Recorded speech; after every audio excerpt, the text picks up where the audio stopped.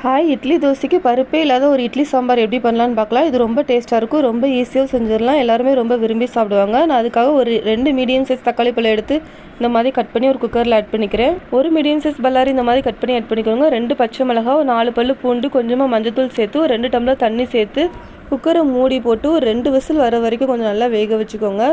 2 whistle pressure நல்லா release ஆனதுக்கப்புறம் open பண்ணிக்கலாம்.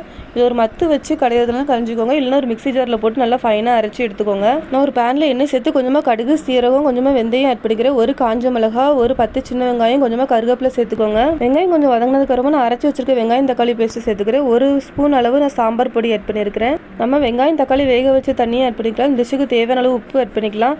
1.5 ஸ்பூன் அளவு கடலை மாவு எடுத்து அதை 1 டம்ளர் தண்ணி சேர்த்து நல்லா கரைச்சி வச்சுக்கிறேன். அதையும் உள்ளே ஆட் பண்ணி நல்லா கொதிக்க வச்சுக்கோங்க. நல்லா கொதி வந்ததுக்கப்புறமா கொஞ்சமாக கொத்தமல்லி தழை இந்த மாதிரி கட் பண்ணி வச்சுருக்கேன். அதையும் உள்ளே சேர்த்து நல்லா கிளறி இறக்கிக்கோங்க. ட்ரை பண்ணி பாருங்கள். தேங்க்யூ.